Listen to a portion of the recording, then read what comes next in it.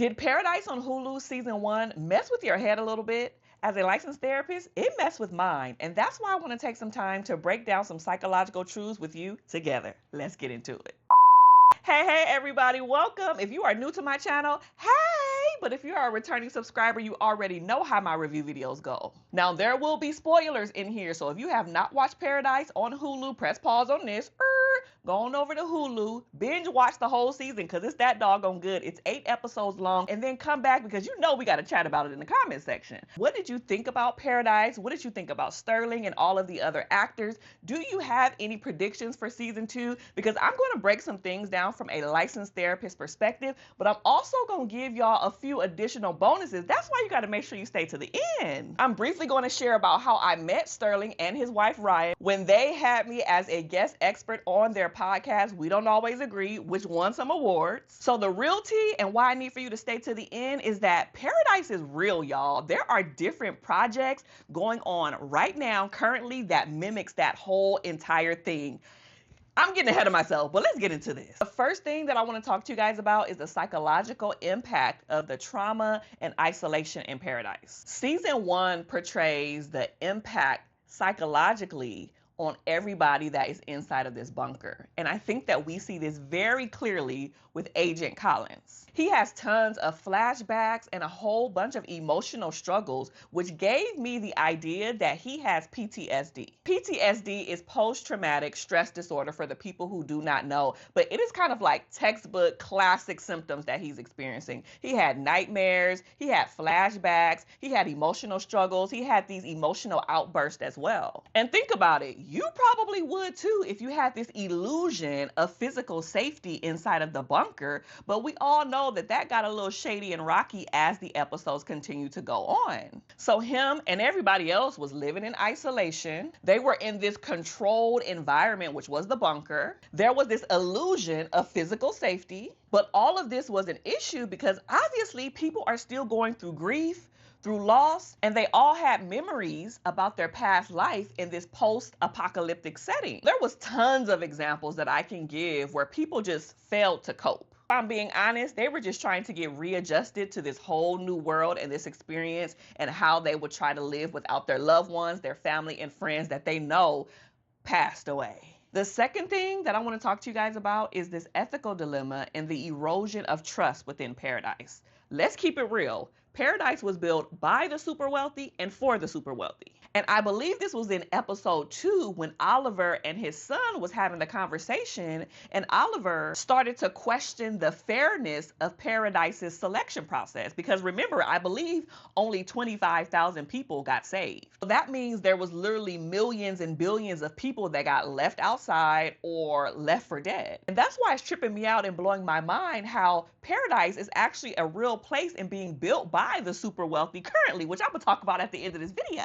But what I was seeing with a lot of the inhabitants of Paradise is that they had a lot of survivor's guilt. If you don't know what that is, it's basically when you survive a traumatic event or an experience, whether it is the end of the world, whether, you know, someone else got killed and you survived a gun shooting. There's just so many examples of how people feel like, man, why did I survive?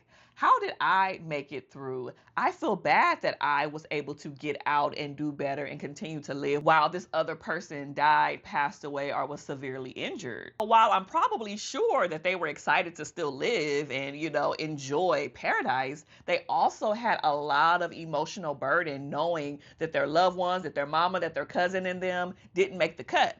And even the people who worked in the White House, who worked very closely with the president, wasn't even able to go. They weren't even a part of the 25. So that's kind of jacked up.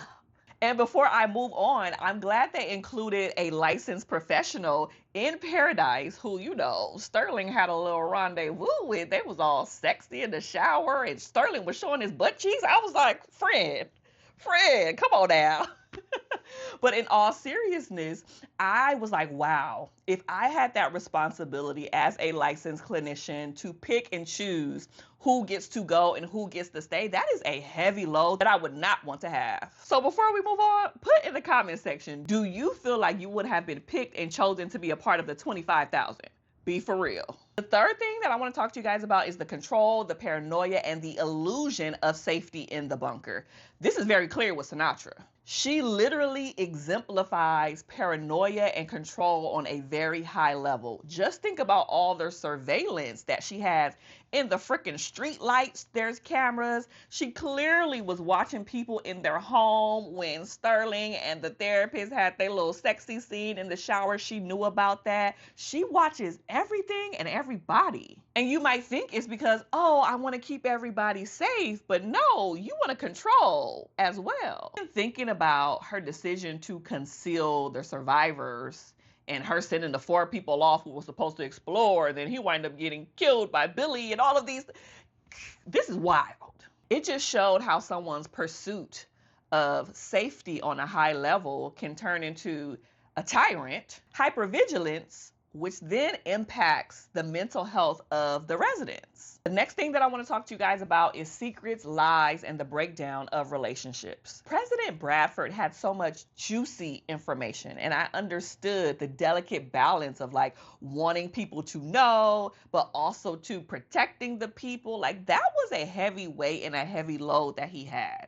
His knowledge of the survivors and his ability to try to reveal the truth was kind of admirable, even though it made some of his own relationships rocky, like with his son, with his father, and also other people as well. These hush-hush conversations that he had with Sinatra and his dad and other people and these coded messages, it was a setup for Collins to be able to try to put the pieces to the puzzle together to figure out what really went down, because obviously his wife and a whole bunch of other survivors are allegedly still out there. So burdens and deceptions and this web of lies, whether it was, for good intentions or not, impacted relationships that were probably beyond repair. Now the people that are living have to try to figure out what to do with that information. They have to figure out what to do when their father is no longer here, when their son is no longer here, and the information that he provided to them.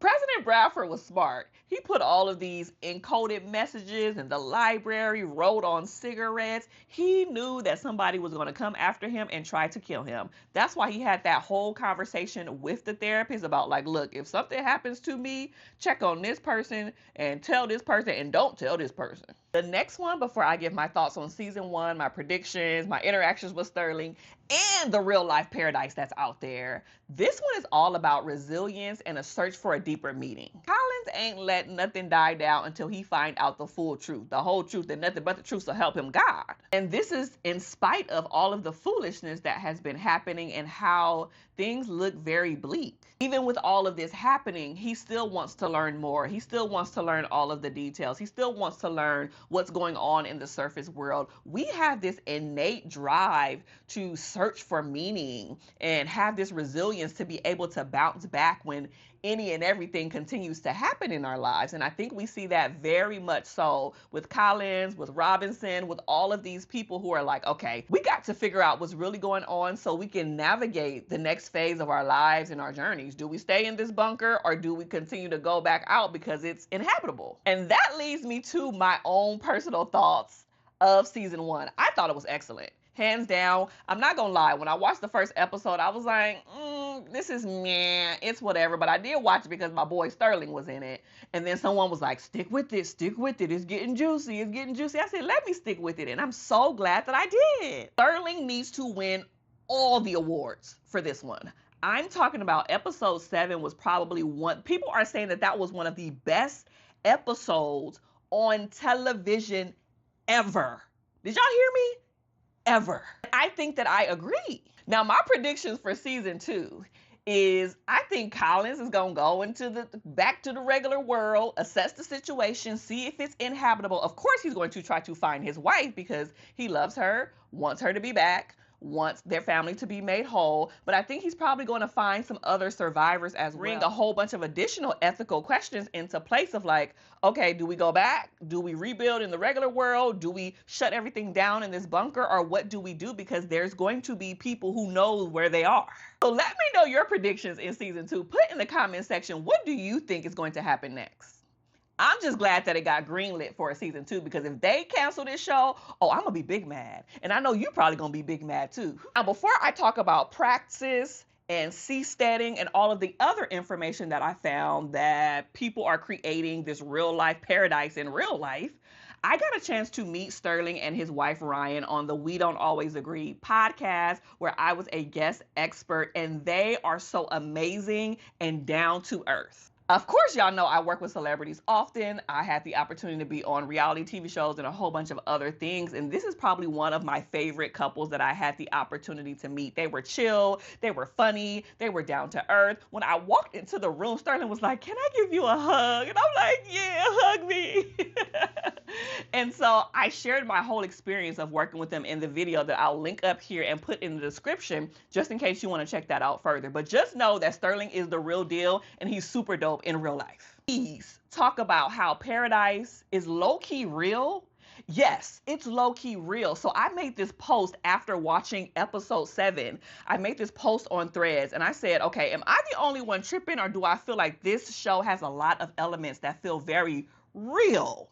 And everybody confirmed, yes, I think this is happening in real life. Check this out. But there was one person who made this post and said, check out Seasteading, check out, I think his name is Theil, and check out Praxis. And I was like, I've never heard of any of these things or any of these people, but let me do my research.